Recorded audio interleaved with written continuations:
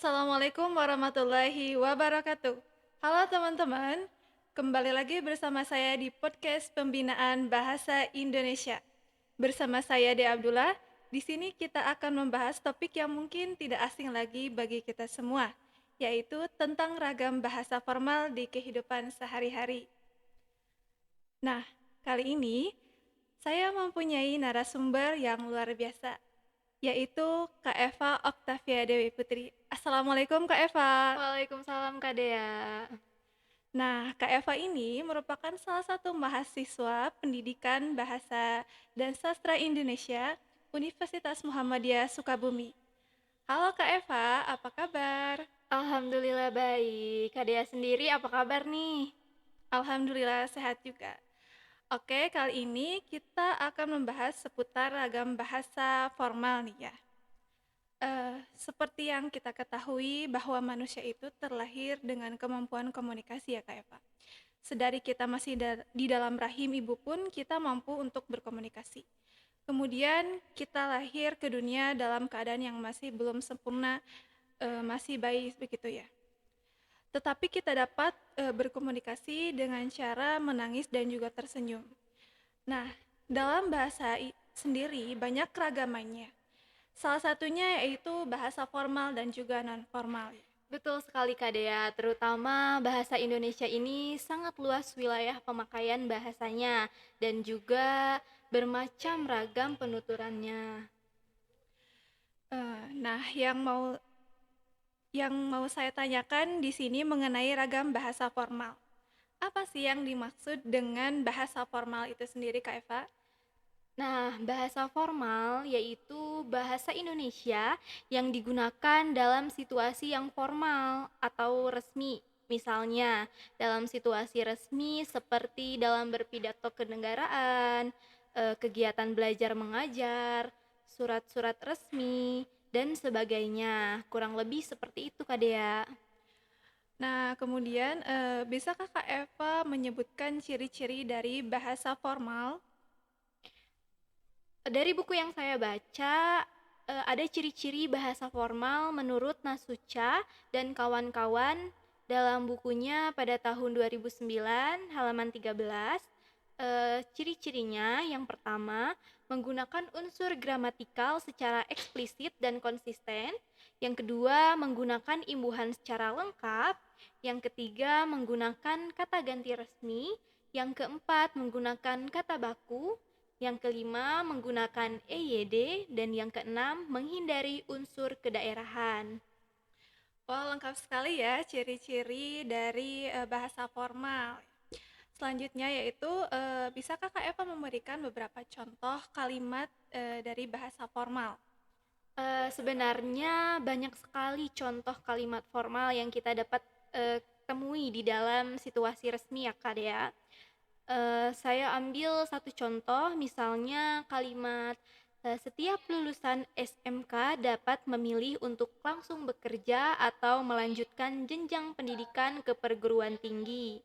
Nah, kalimat tersebut dikatakan formal karena mengandung aturan kaidah bahasa yang berlaku. Seperti itu, Kak Dea. Oh, begitu ya. Betul sekali Kak Eva. Bahasa formal itu memang banyak ditemukan di sekitar kita seperti di dalam dunia pendidikan, perkantoran, dan lain sebagainya itu sering ditemukan bahasa formal ya Kak Eva. Betul sekali Kak Dea.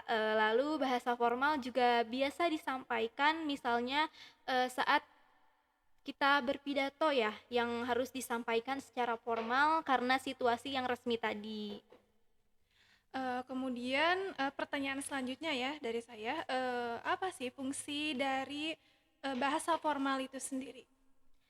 Sebetulnya banyak sekali ya Kak Dea fungsinya. Dari buku yang saya baca, menurut Mulyono yang dikutip Lapoliwa tahun 2008 memberikan beberapa fungsi bahasa, yaitu fungsi pemersatu. Nah, fungsi pemersatu ini dimaksudkan bahwa Indonesia ini terdiri dari berbagai macam suku bangsa, bahasa, adat istiadat. Oleh karena itu, bahasa Indonesia diperlukan sebagai penyambung komunikasi, sehingga yang terjadi adalah rasa persatuan. Kemudian ada fungsi kekhasan, dimaksudkan Orang-orang dalam lingkungan baru itu akan memilih menggunakan bahasa Indonesia daripada menggunakan bahasa daerahnya, eee, agar apa yang dikatakan itu dapat terkomunikasikan dengan baik.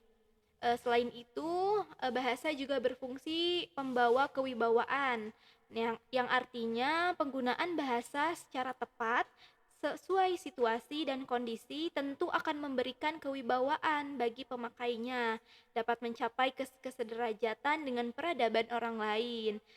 Lalu yang terakhir itu ada fungsi kerangka acuan yang mengandung pengertian bahwa bahasa Indonesia juga melalui tahapan penstandaran bahasa, pembakuan atau penstandaran bahasa Indonesia yang dilakukan oleh badan pemerintah yang resmi yang disebut dengan Pusat Pembinaan dan Pengembangan Bahasa. Seperti itu, Kak Dea. Wah, banyak sekali ya, Kak Eva, fungsi dari ragam bahasa formal yang dapat berguna dan juga, dalam mempersatukan bahasa dari berbagai bangsa. Nah, biasanya kan bahasa formal itu, digunakan dalam acara atau situasi yang bersifat resmi begitu ya? Betul, Kak Dea. Seperti, contohnya itu pelantikan, Mhm. penyampaian pidato, dan lain-lain. Namun ya, terkadang ada saja dalam situasi formal tersebut terselip, bahasa-bahasa nonformal gitu. Nah, menurut Kak Eva nih, bagaimana sih cara mengatasinya? Sebenarnya kita harus, melihat dulu nih bahasa nonformalnya seperti apa dan dalam situasi seperti apa. Karena dari ciri-ciri bahasa formal itu sudah dijelaskan bahwa penggunaan bahasa harus sesuai dengan EYD, kemudian menggunakan bahasa yang baku karena situasinya yang resmi. Jadi menurut saya, jika situasi tersebut formal namun ada terselip bahasa nonformal, sebaiknya tidak boleh ya Kak Dea, karena ini tidak termasuk ke dalam ciri-ciri bahasa formal itu sendiri. Mungkin nanti, eee, jatuhnya itu menjadi bahasa yang non formal ya karena, bahasanya yang tidak resmi itu. Iya. Kemudian kita pun harus mengetahui bahasa yang harus digunakan itu seperti apa, dan kondisinya itu, situasinya seperti apa. Mungkin seperti itu Kak Dea. Nah, jadi, sebaiknya itu tidak boleh ya, Kak Eva, karena memang tidak sesuai dengan penggunaan bahasa formal itu sendiri seperti yang sudah dijelaskan, Kak Eva barusan Iya, ya. menurut saya sih seperti itu Kak. Nah, teman-teman, dapat kita simpulkan ya, bahwa bahasa formal merupakan bahasa yang digunakan dalam situasi yang resmi, dengan ciri-cirinya yaitu menggunakan unsur gramatikal secara eksplisit dan konsisten, menggunakan imbuhan secara lengkap, menggunakan kata ganti resmi, menggunakan kata baku, menggunakan EYD, dan menghindari unsur kedaerahan. Kemudian fungsi dari ragam bahasa ada fungsi pemersatu, fungsi kekhasan, fungsi pembawa kewibawaan, dan yang terakhir itu fungsi sebagai kerangka acuan. Nah, kita kan sudah sedikit membahas ya tadi mengenai ragam bahasa formal, Iya, mulai dari betul. pengertiannya, ciri-cirinya, sifatnya, hingga sampai ke contohnya ya tadi, Kak. Nah, sekarang ini saya ingin menanyakan beberapa hal nih, kepada Kak Dea mengenai ragam bahasa nonformal. Nah, untuk ragam bahasa nonformal, kita sudah banyak mengetahui bahwa bahasa nonformal itu digunakan saat sedang dalam kegiatan yang tidak resmi ya, Kak, kebalikan dari, ragam bahasa formal tadi. Iya, betul. Mungkin bisa dijelaskan lagi secara lebih luas atau secara detail nih oleh Kak Dea mengenai apa ragam bahasa nonformal itu? Iya, baik Kak Eva. Jadi ragam bahasa nonformal itu mempunyai pengertian sebagai ragam bahasa yang digunakan dalam situasi yang nonformal atau tidak resmi. Eh, Ragam ini biasanya digunakan dalam situasi yang santai dan juga penuh dengan keakraban begitu Kak Eva. Oh, iya, betul sekali Kak Dea. Kemudian, mungkin berbeda ya Kak dengan bahasa formal tadi. Bahasa nonformal ini lebih santai dan tidak harus menggunakan bahasa yang baku. ya justru bahasa yang digunakan ini tidak baku ya Kak Dea. Iya, betul. Betul sekali Kak Eva, penggunaan bahasa non formal ini menggunakan bahasa yang tidak baku seperti itu, berbalik sekali dengan bahasa formal. Meskipun seperti itu, pasti ada nih sifat yang khusus dalam ragam bahasa nonformal itu. Bisa dijelaskan oleh Kak Dea apa saja sifat khusus tersebut? Tentunya ada ya di antaranya itu yang pertama kalimat-kalimat yang digunakan adalah kalimat sederhana yang tidak didukung oleh subjek predikat, kemudian subjek predikat objek, eh, selanjutnya subjek predikat dan juga keterangan. Semisal pada kalimat ini, sudah makan. Nah, kalimat barusan itu hanya terdiri dari predikat saja begitu kayak Pak. Kemudian yang kedua itu subjek jarang dimunculkan. Misalnya kalimat ini, mau kemana?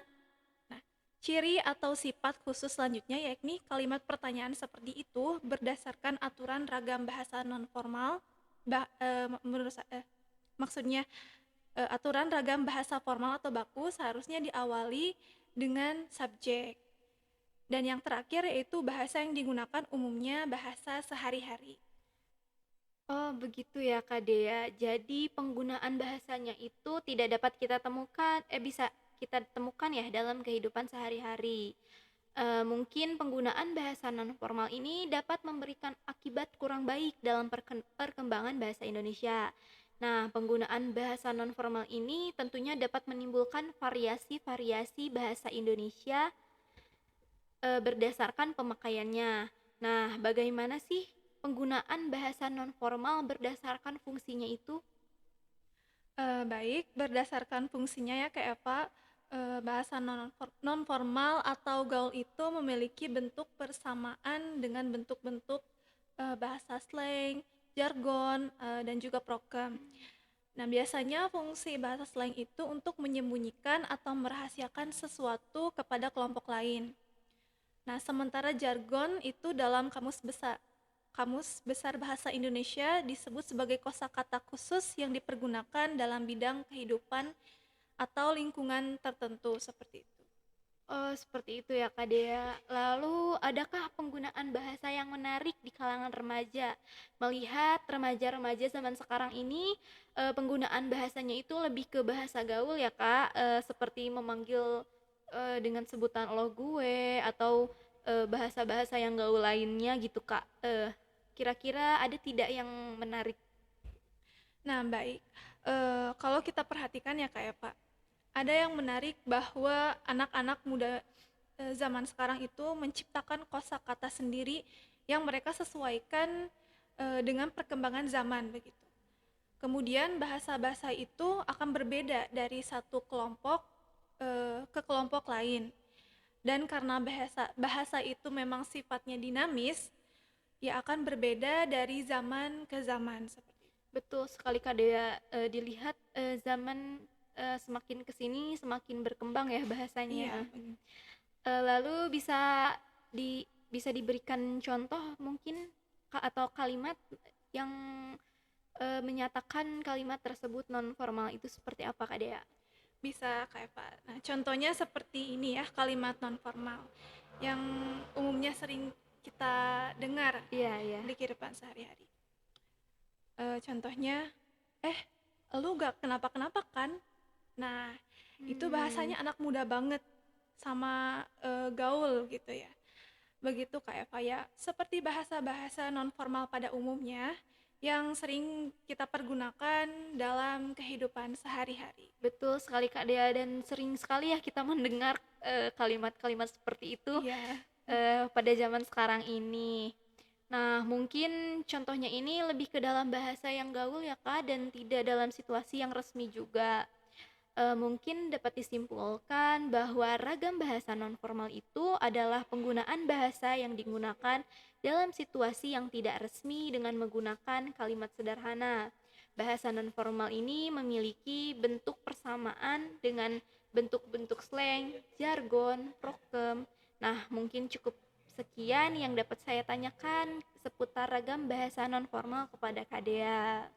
Baik, terima kasih Kak Eva atas waktunya sudah mau hadir pada podcast kali ini. Terima kasih kembali Kak Dea. Saya sangat senang sekali karena dapat sharing bersama seputar ragam bahasa formal dan non formal ini. Jadi kita dapat memberikan pengetahuan yang lebih ya Kak, Ya, mengasah kemampuan kita juga. ya betul. Baik, kita cukupkan untuk podcast kali ini. Jangan lupa saksikan terus acara podcast kami karena akan selalu ada pembahasan menarik lainnya. Sampai jumpa. Wassalamualaikum Assalamualaikum warahmatullahi warahmatullahi wabarakatuh. wabarakatuh. Terima kasih Kak Dea.